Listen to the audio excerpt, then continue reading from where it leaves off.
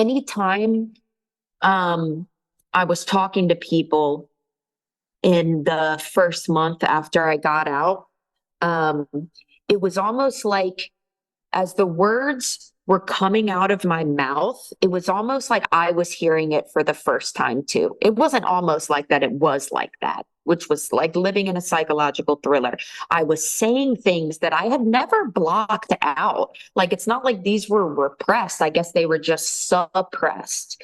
So what would happen is, um, you know, when I was saying these words out loud, it was hitting different inside of my body and eyes, like in a way I'd never experienced. I had gotten distance from what I now know to be called the pathological worldview.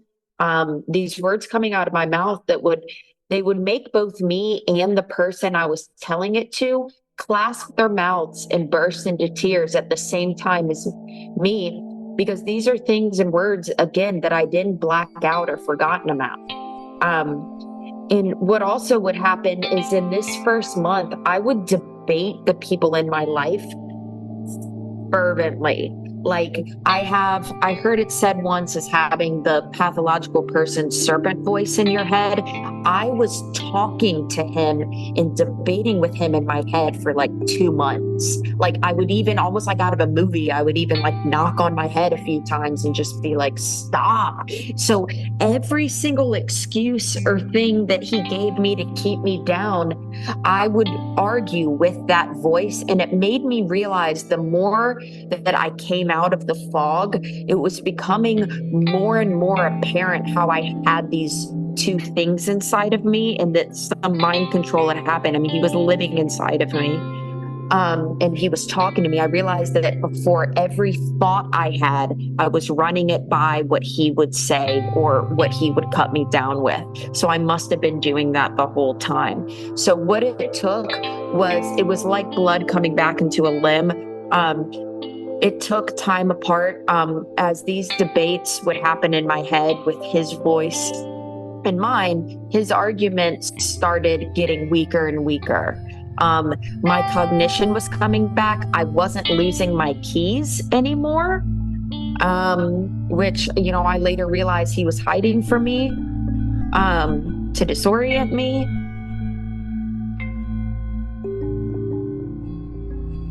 I'm Donna Anderson, and this is True Love Fraud Stories.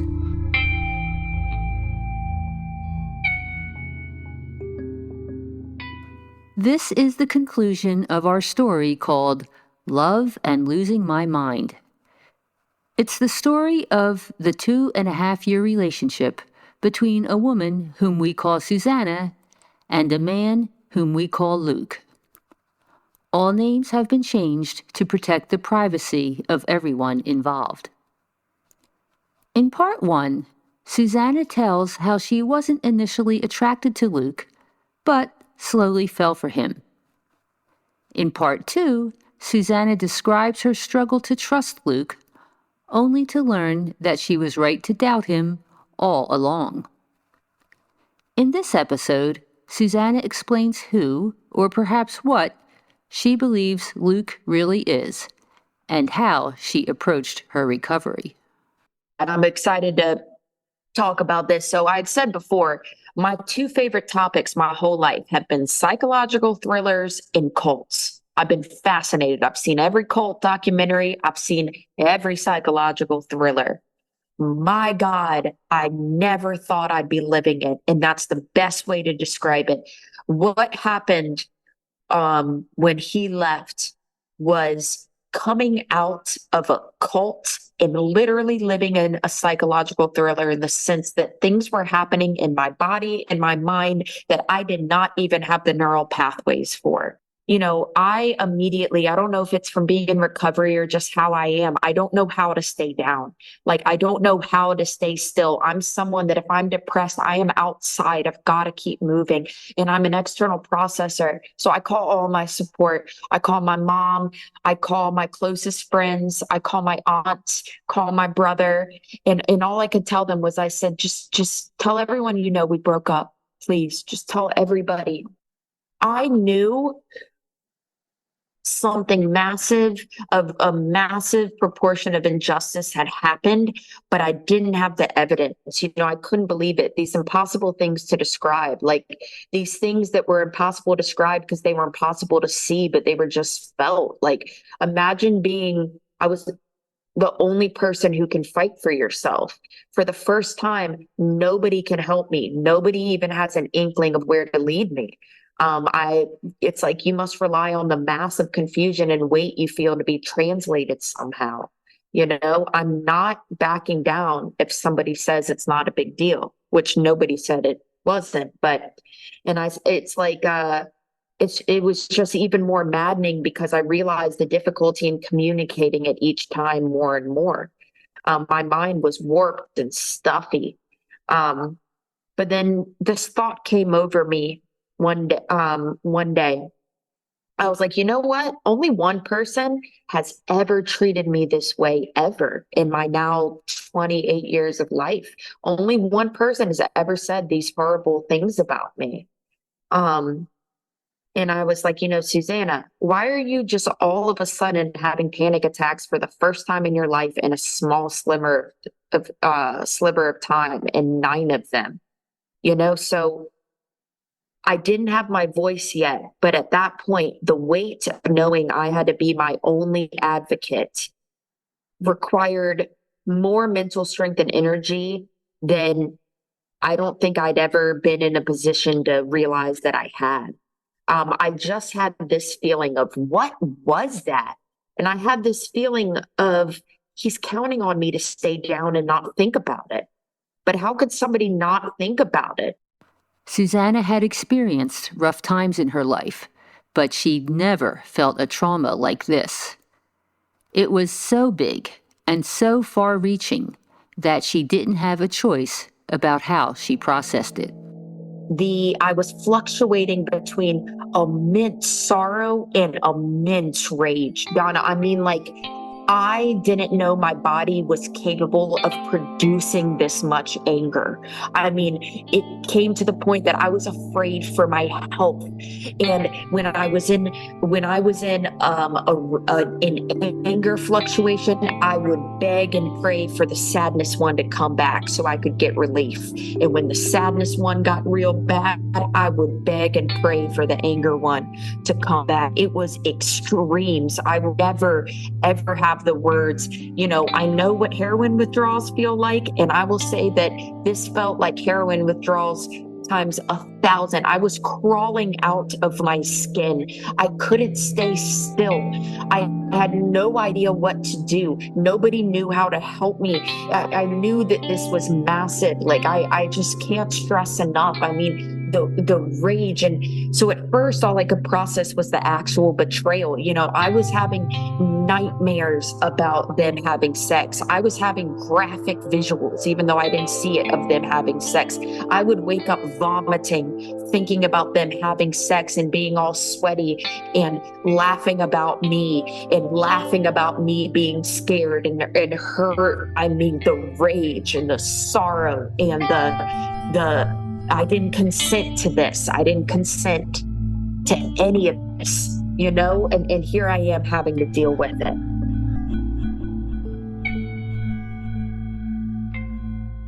Three weeks after the breakup, Susanna's car was giving her problems.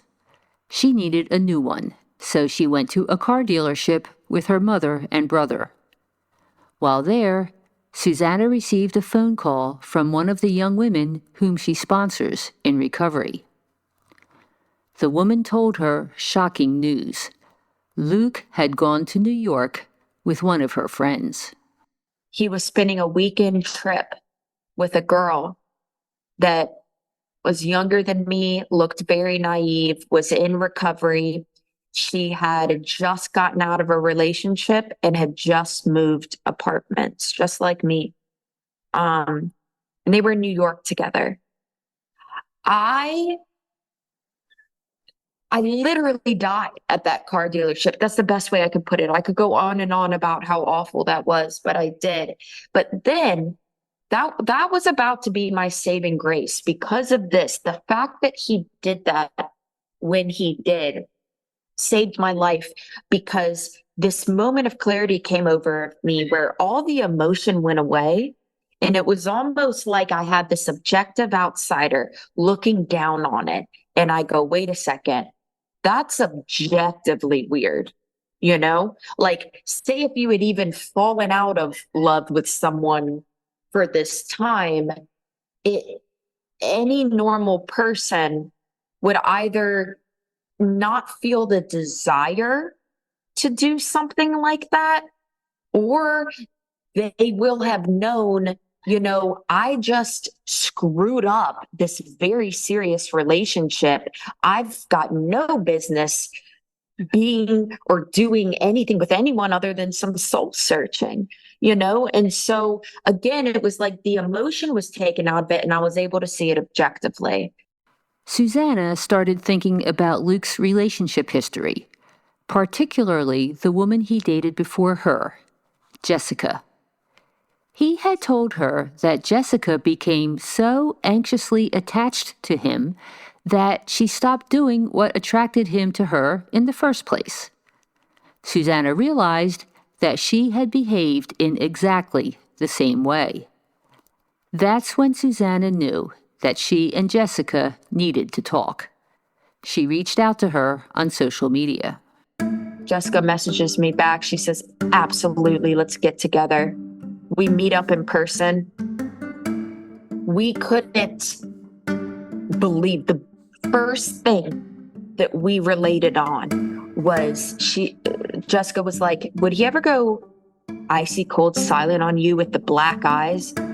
And I grasped my chest and it was like the wind just left me. I said, oh my God, I never even knew it was a possibility to be said that out loud by somebody else. Are you serious? He did that with you too? And she was like, yes. She was like, I used to just roll over in the bed and face the wall and try and muffle my tears. I said, oh my God, I did that. I did that. It was insane. And so Jessica and I became very close. I got very lucky. We're the same age. Jessica's brilliant, funny, so we get along on an actual person level. It's not like on just this. So Jessica shared me some stuff about her experience. She shared that at one time after her and Luke broke up, she told Luke, I know you still have my Tupperware, but please don't bring it by my house or anything. And he was like, all right, cool. She was like, I need space. And that then Jessica comes home the next day and the Tupperware is placed outside of her door. Then I thought back to how after Luke moved out, he was coming by for a couple weeks while I was at work to get in the mail. And I'd left him a note outside once that said, hey, when you bring the cat stuff back, please leave it on the porch. Don't come inside the apartment. When I come back home later that day, there was the cat stuff placed inside the apartment on the steps. And that shifted everything for me.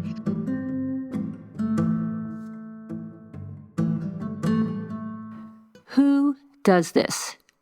Who so callously violates direct requests from their former partner?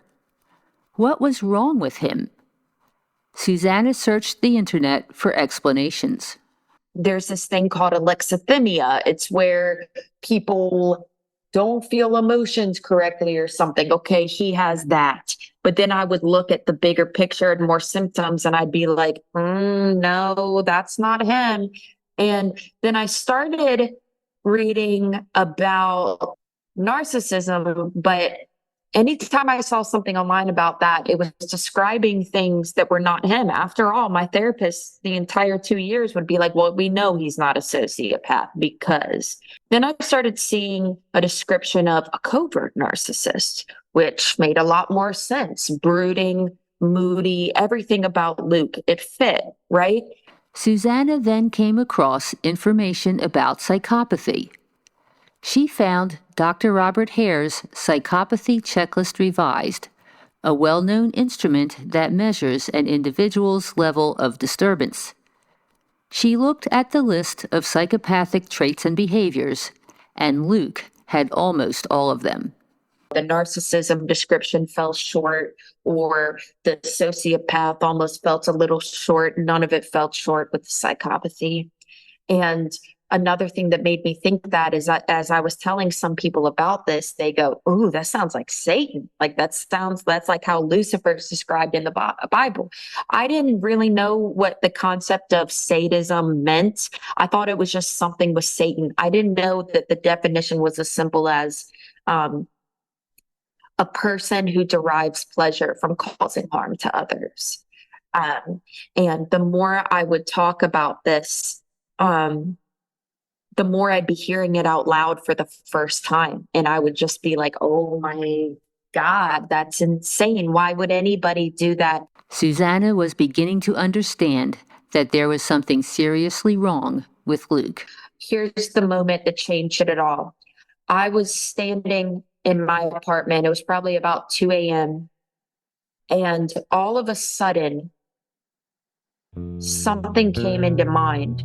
I think it started with the wedding, the bed. I had been reading all this stuff about covert narcissism, psychopathy, sociopathy. I had found your site, Donna. Everything was making sense for once. And then it hit me, the memory of the urine in the spray bottle. I said, wait a second, no normal kid does that. That's crazy. And then I literally thought about this and I just said, Jesus Christ, out loud. It hit me. Bedwetting past the age of 8. Now, I had always heard that that was a stereotypical trope with serial killers, you know what I mean? And so taken individually, something like that wouldn't be a big deal. But I made the connection about the urine, the wetting the bed, and then like a stack of cards. It was like all these memories flashed into my brain. I mean, everything that I always missed. I could go on and on and on, but I won't about that. It was the most profound moment I've had in my entire life. I clutched my chest, and it's not like I even felt, I was in awe. I felt a slight little inkling of relief, and that, oh my God, this war in my head, I finally got answers. But I got this bone chilling. Again, I did not have the neural pathways for this. It sunk in. I said, oh my God, am I the only person that knows this secret? He's a psychopath. Then Susanna remembered reading that there was a strong genetic link to psychopathy, and she remembered what she had heard about Luke's biological father. And I was very still, and then I thought to myself, oh my God, he still has his copy of the key. And now, granted, it is very hard to wrap your mind around the fact that somebody you were this close to and slept with and cried and laughed with is this thing that you're used to just seeing in movies. I mean, it was mind blowing. My brain didn't know how to think of it, but all this stuff hit me. I said, oh my God, am I the only person that knows? Then I thought, oh my God, his friends, the good ones, they're all being duped by him. He's this rogue agent running around, and oh my God, I know his secret. And I said, I got to get my key back. I went around and I just on all fours went and made sure that all of my windows were locked.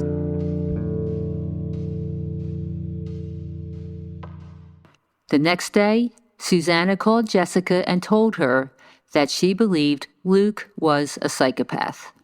And I realized in that moment that it was all a mask.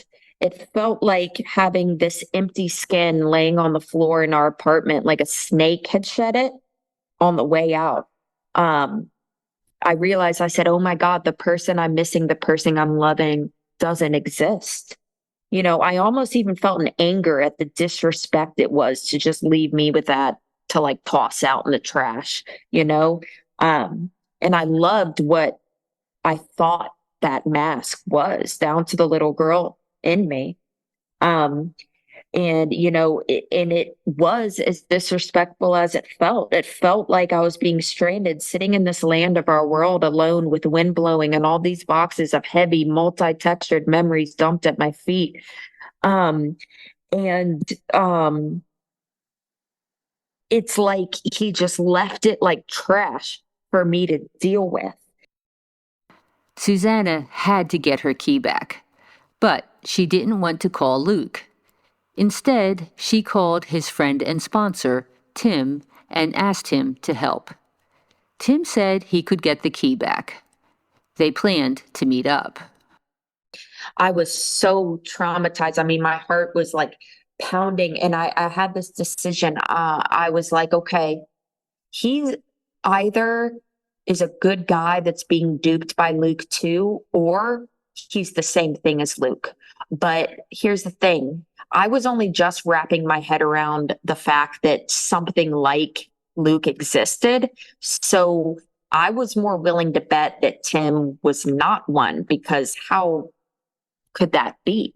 And so I go to meet Tim, and I had this thing. I was reading everything online, with flying monkeys of like, oh, don't try and call the person out or anything. And I'm like, oh, I'm better than that. So I said to Tim, I said, hey, Tim, I just want you to know something. You either know everything, which means you're like out of a movie, some treacherous twin with him, or you know nothing at all. I said, I want you to know that I don't want you to waste your time. I think he might be conning you. And my God, this would be the last time that I was messed with like this. Tim turned and faced me, and there were those black eyes that I had only seen in Luke. And he had a quick smirk on his face. He said, hey, you're out of it now, aren't you? I said, Tim, and I felt myself going nonverbal. I now know that it's the trauma response, but I was starting to lose my vision a little bit and I couldn't get words out. I said, I woke up wanting to die for 2 years. And he looked at me. He said, hey, I don't sponsor perfect men. I said, no, you don't understand. I was stuttering. I didn't know what to say. He said, let it go. Let it go, Susanna. You're out of it. Susanna lost it. She walked away, got into her car, and immediately called Jessica. Jessica answers, and before I just said, Jessica, oh my God. And Jessica goes, just scream as loud as you can. So I just screamed and screamed and screamed on the phone with her. And I was like, there is no way he wins every single time. There is no beating this. Like, he is just this oppressive force. I look at me having to even scramble to get in a defensive position. Like, I'm still not even able to process what the heck just happened. And then now you're telling me that I've got somebody trying to actively work against me. I mean, I couldn't wrap my head around it. And Jessica said something I'll never forget. I told her, I said, he wins every time. I will never, ever be able to climb out of this or to like prove or get justice. And she goes, well, here's the thing. You're not alone this time. You're not alone in it this time. And that changed everything for me, because that same helplessness came over of just being suffocated. So, I had to deal with that with the first time in my life. It's like, it was as clear as day to me what an injustice and a crime against humanity had happened to me. But it was like those videos where people pretend like someone's invisible and they freak the person out. Susanna realized that she had suffered a terrible injury, but it was invisible. Nobody could see it, but I needed to get it out of me. My mind had been tampered with. My innocence, my youth, my soul, my time, my love, and my brain was taken from me during this time period, and that made me angry. How dare you poke and prod and play with me like a dead squirrel on the road? You know what I mean? I mean, the rage. It wasn't personal anymore in the sense of like because the person who did this to me, who I thought did this to me, doesn't exist. So it's only personal against my humanity. It's not like, I don't even see him now as like having a gender. It's just this thing. And so I said, okay, all my mind's been tampered with. This trauma, I can't think my way out of it. It's going to happen. Cool. Well, I'm not just staying still. I'm going to use all this fight or flight that's in me to get this eradicated from me. And I'm determined.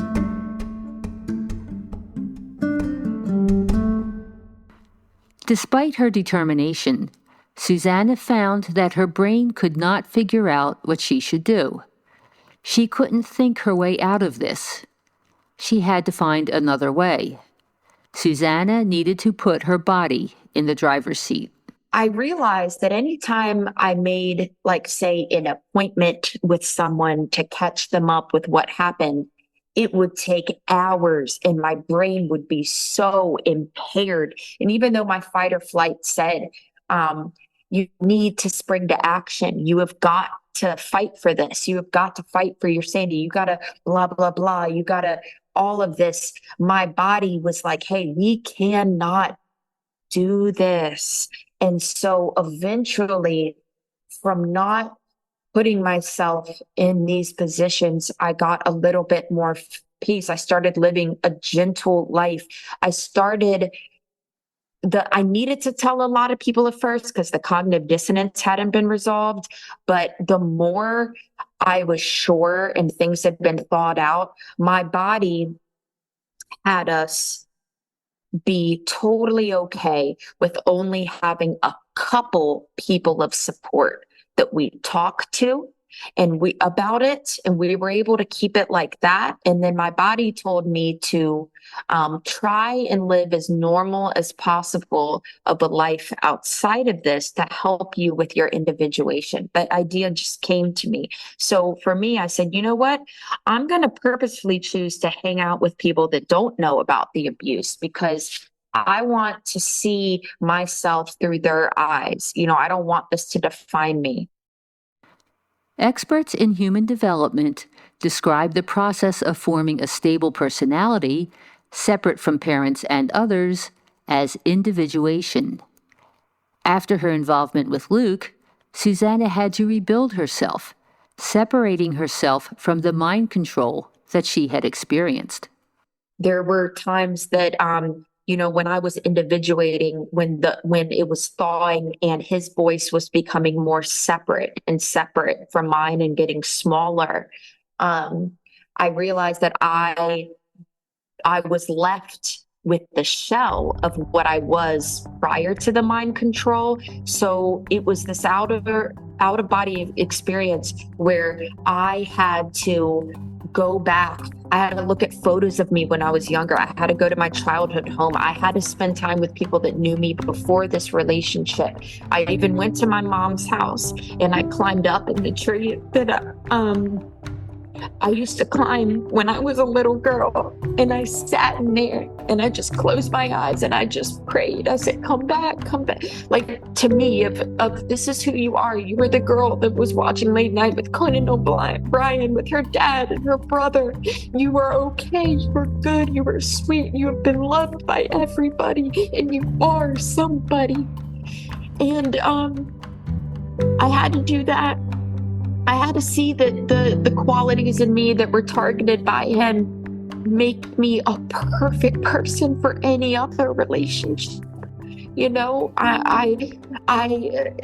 this hadn't happened, I'm like a phoenix from the ashes. And Donna, I want to read more of your story about your spiritual transformation because that's what I'm in the midst of. And it does not make it worth it.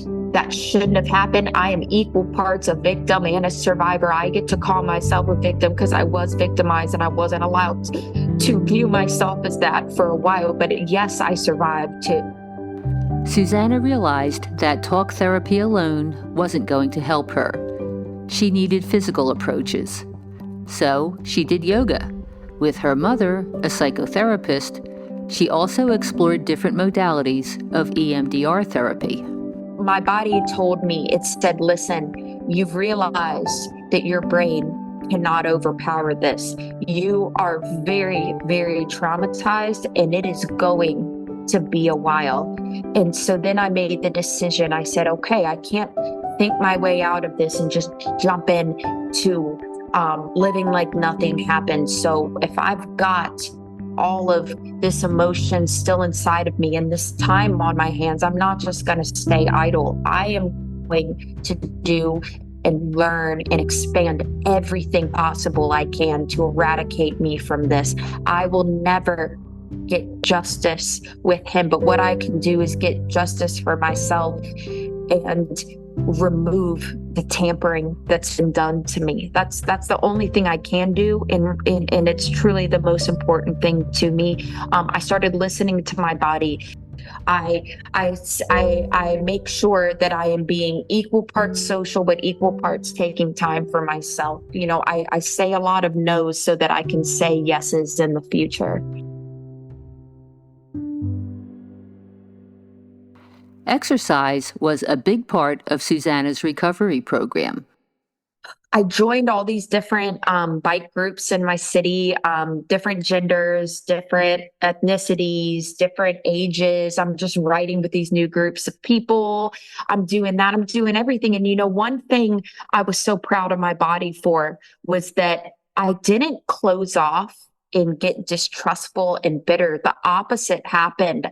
My heart softened in a way that it hadn't before. It was like, when you have a sleepover as a kid at a kid's house whose mom smokes cigarettes, and then you come back to your home the next day and you're like, oh my gosh, I'm happy I'm not in that scary, weird place anymore. I'm happy to be home. It felt like that, like I was coming back home. I was able to take in the love from the people who knew me so much deeper than I ever did. I wasn't closed off. I was open, and I am not distrustful. I'm not in any place to get in another relationship. I don't want to, but I'm not worried about being distrustful because I don't know, just those things didn't happen. I was just so proud. I was so proud and happy with myself that I softened in such a way. Susanna's recovery was a long, intense process, one that is ongoing. Still, she has already made tremendous progress. This December of 2023, will have been the year mark of me being out of it. I have made so much progress in this year, and it is a slow thaw. If there's anything I could tell a new survivor that I wish I could have been told at the time, is that what you were feeling in the first couple of months are not going to be what you're feeling like forever. And also, don't make any really decisions those first couple of weeks or months, because I felt something different every day. I didn't understand the depth of this trauma and of his nature and his wickedness. So I made so many mistakes that set me up for further re-traumatization. Susanna came to understand that there was a profound spiritual dimension to her experience. She had come face to face with evil. It is spiritual. I used to think that dogma and religion, all of that was hocus pocus, but this is on a spiritual level too. I mean, I've had to pray to God. I've felt it creep in. Evil depicted in the media and movies is this tantalizing, cool, dark, interesting thing. But what it really feels like is something being so strange and so subhuman that it's perverted. That's what evil is. It's like a perversion against humanity. That's what it feels like. It's not complex. It's not this mysterious, cool thing. It's dark.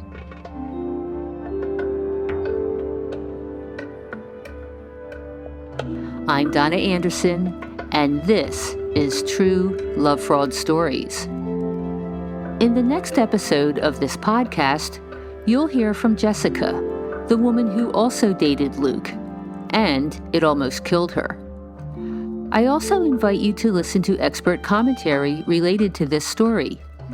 I interview Dr. Leanne Leadham, a psychiatrist and expert on psychopathy. We talk about how abuse, trauma, and betrayal affect the brain. To listen to this show ad-free, please subscribe to True Love Fraud Stories. As a subscriber, you'll be invited to Love Fraud Live, my informal support group.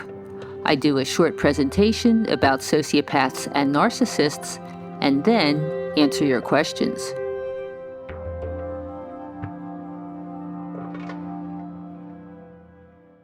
You made a passing reference to the keys. Did you discover that he was indeed hiding your keys? So here's the thing, and this is how a lot of my memories have to be in retrospect with this, is that I couldn't imagine he'd be doing that. Now, there is something to be said for the fact that my executive functioning was impaired. But there was, I could never find my keys, right? And so there was one memory I had. We were about to go on a trip, and I was running around looking for various items. And I had a 2-story apartment. And so I come downstairs and I see him placing a pillow back on the couch, like he had just picked it up. And he said, "Oh, caught me."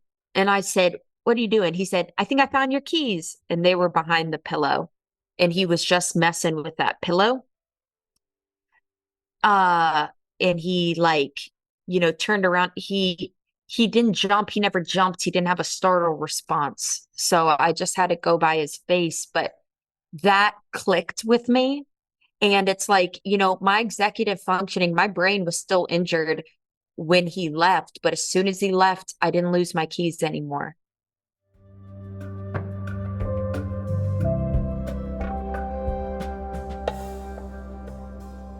True Love Fraud Stories is produced by lovefraud.com. For more information about this story, other great stories, or if you'd like to share your story, visit podcasts.lovefraud.com. Engineering is by Terry Kelly. To learn how to recognize and recover from everyday sociopaths, visit lovefraud.com. You'll find articles, books, and webinars. You can also book an appointment with me, Donna Anderson, for a personal consultation.